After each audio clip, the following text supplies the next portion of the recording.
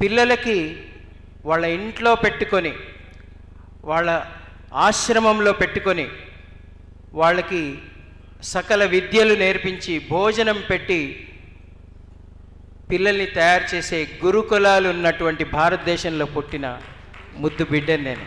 ప్రపంచమంతా బాగుండాలని కోరుకునే దేశం మన భారతదేశం. అందుకే భారతదేశం విశ్వ గురువు అయిపోయింది. ప్రపంచంలో అందరూ భారతదేశం వైపు చూస్తున్నారు. మహాకుంభలో చూస్తే ఎంతమంది ప్రపంచవ్యాప్తంగా విదేశీయులు వచ్చి అక్కడ చక్కగా స్నానాలు చేసి భగవంతుడి ఆశీస్సులు, మహాపురుషుల ఆశీస్సులు పొందుతుండడం యంగ్స్టర్స్ ఇక్కడ నిలబడి చెప్తున్నారు, యువతీ యువకులు. అది చాలా చాలా నాకు ఆశాజనకంగా ఉంది. సనాతనంకి ఏమవ్వదు, ఎందుకంటే యంగ్ వాళ్ళు వచ్చి ముందుకొచ్చి మాట్లాడుతున్నారు. అది చాలా చాలా శుభ సూచకం.